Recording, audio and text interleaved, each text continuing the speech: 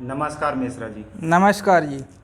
मिश्रा जी, मेरा प्रश्न ये है कि क्या हवन करने से भूत प्रेत से अगर कोई आदमी ग्रस्त है तो क्या वो ठीक हो जाता है?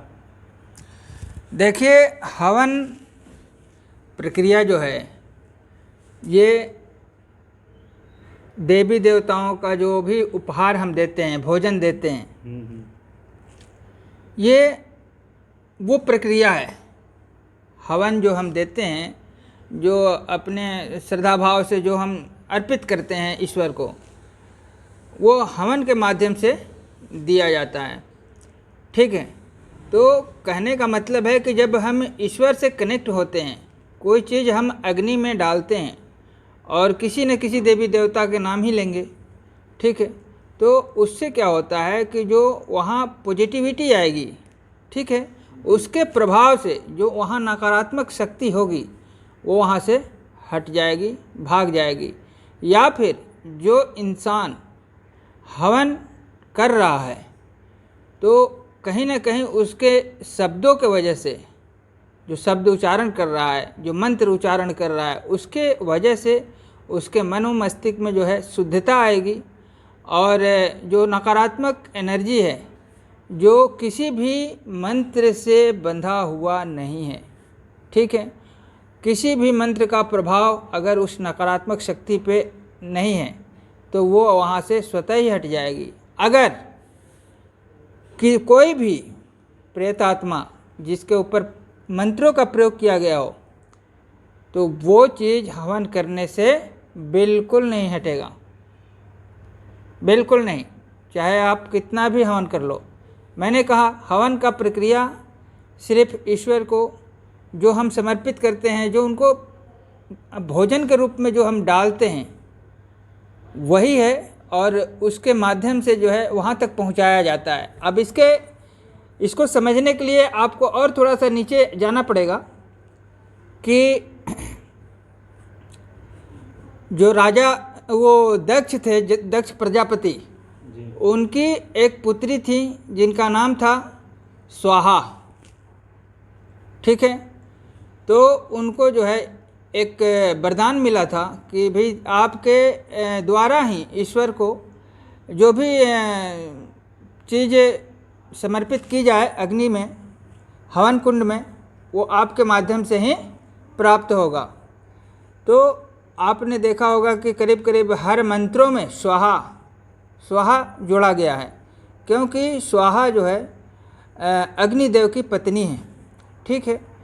तो इसलिए जो है ये जो भी हम हवन प्रक्रिया करते हैं तो उसमें जो है ईश्वर तक पहुंचाने का कार्य स्वाहा का है। ठीक है। तो इसलिए जो है स्वाहा कहते हैं उसमें। और जो हवन प्रक्रिया है, हवन प्रक्रिया से सिर्फ शुद्धता आएगी, कोई नकारात्मक शक्ति है वहाँ पे मौजूद है और किसी भी बंधन में नहीं है तो वो हट जाएगी। मगर अगर कोई वहाँ पे कोई ऐसी एनर्जी है या फिर किसी के ऊपर भूत बाधा है, उसको कोई प्रभाव नहीं होगा, वो नहीं हटेगा अगर मंत्र शक्ति उसमें लगी है तो। ठीक है। अगर ऊपरी बाधा अपने मन से लग गई है तो वो हट जाएगी। और अगर कोई जादू किया है या किसी ने कर दिया है या किसी भी प्रकार से अगर वो प्रेतात्मा उस बंधन में है, उसके शरीर से बंधा हुआ है, तो उसके ऊपर कोई भी प्रभाव नहीं पड़ेगा। जैसे एक उदाहरण मैं दे देता हूँ कि जैसे मान लीजिए कि कोई जानवर है, आप उसको जंजीर में बांध दिए। ठीक है। अब उसको जंजीर में बांधने के बाद उसको चाहे जितना भी प्रयत्न कर लो और चाहे जिसको भी वहाँ ला दो, वो भाग नहीं सकता। उसी प्रकार से अगर कोई भी प्रेत आत्मा अगर बंधन में है तो चाहे जितना देवी देवता को बुला लो, पुकार लो, वो नहीं हटेगा। वो उसके प्रक्रिया जो भी है, मंत्र की जो शक्ति है, मंत्र के प्रभाव से ही उसे हटाया जा सकता है, दूसरा कोई विकल्प नहीं है। ठीक है। मंत्र के प्रभाव से ही उसको मुक्त किया जा सकता है। मिश्रा जी, मेरे मन में एक और प्रश्न है। ये है कि मैंने YouTube पर देखा है कि कुछ लोग बहुत ही ज़्यादा हवन करते हैं, तो क्या ज़्यादा हवन करने से ज़्यादा शक्तियाँ आ जाती हैं या ज़्यादा सिद्धि मिल जाती है? क्या ये सही है? देखिए, ज़्यादा हवन करना, कम हवन करना, ये अलग बात है, ठीक है। वो तो मैंने कहा ना कि अपने मन की भावों को रखना, कि हम ईश्वर से कितना प्यार करते हैं या फिर कितना लगाव रखते हैं, वो एक अलग बात हो गई। मगर जो यूट्यूब की बातें कर रहे हो आप, यहाँ पे तो लोग दिखावा करते हैं, ठीक है ना। वो हवन करने के बाद में ये बताते हैं कि हमने कई टीन घी को ख़त्म कर दी और कितने किलोग्राम हवन को जला दिया। जो ये प्रोसेस बताते हैं कि हमने इतने टीन घी जला दी, इतने कुंटल हवन जला दी, ये शक्तियों के लिए नहीं करते, ये अपने चैनल के लिए करते हैं, ठीक है ना। अपनी प्रचार करने के लिए करते हैं, ना कि ईश्वर के लिए करते हैं। वो ईश्वर के नाम नहीं लेते। अब बताओ, आप मान लो आप ही हो, आप हमारे पास आए हो, तो हम आपको कहें कि आप जो है दिनेश हमारे पास आए थे और इनको मैंने 5 किलो आटा खिला दी और इतना चावल खा गए, इतना भगोना खा गए, इतना तेल पी गए। तो ये सब चीज़ें जो है, जो श्रद्धा भाव से करता है, कभी नाम नहीं लेता और ना ही किसी से वो बताता है कि मैंने क्या किया, ठीक है ना। क्योंकि हम ईश्वर को समर्पित करते हैं, उसे हम यूट्यूब पे वीडियो बना के नहीं डालते। हम ये लोगों को नहीं बताते कि मैंने इतने टीन घी जला दिया, खिला दिया। अरे भाई, हवन का मतलब होता है कि ईश्वर को समर्पित कर देना। तो जब आपने ईश्वर को समर्पित कर दिया तो फिर ढोल क्यों पीट रहे हो? अब आपकी मानसिकता यहाँ से बिगड़ जाती है। अब ये हो जाता है कि जो भी ऐसा करता है कि मैंने इतने टीन घी जला दी और इतने टीन जो है मैंने तेल जला दी, चाहे जो भी इस तरीके की बात करते हैं, इतने कुंटल हवन मैंने फूंक दी, और इस तरीके की अगर बात कोई करता है तो वो हवन नहीं कर रहा है।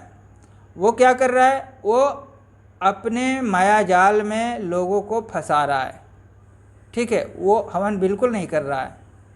ये हवन नहीं है। ये क्या है कि यूट्यूब पे लोगों को अपनी तरफ आकर्षण करने का एक तंत्र विद्या है।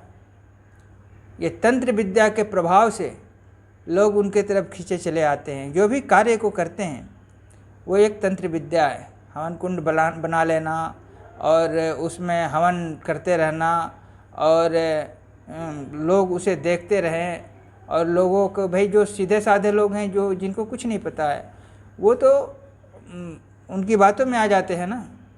फिर वो लोग जो है उससे जुड़ते हैं और जुड़ने के बाद में वहाँ पे भीड़ लगाते हैं, फिर उनकी दुकान चलने लगती है। तो ये सब अपडेट रहना। बाकी इसके वजह से कुछ लोग हैं जो दूर बैठे हुए हैं, वो लोग जो है उनके अकाउंट में पैसे भी डालते हैं ताकि उनको जवाब देना है। आप समझ नहीं पा रहे हो। वो टीन की घी अगर दिखाया जाता है तो आपको नहीं दिखाया जाता है, उनको दिखाया जाता है जो उनके अकाउंट में पैसे डालते हैं कि मैंने इतने कुंटल घी यहाँ जलाता हूँ, इतने कुंटल जो है हवन जलाता हूँ। आखिर वो भी सोचते होंगे ना कि इतना ढेर सारा पैसा आ रहा है तो ये कहाँ जा रहा है, ठीक है ना। तो ये हिसाब उनको देते हैं और ये करने से कुछ भी नहीं होने वाला, ठीक है।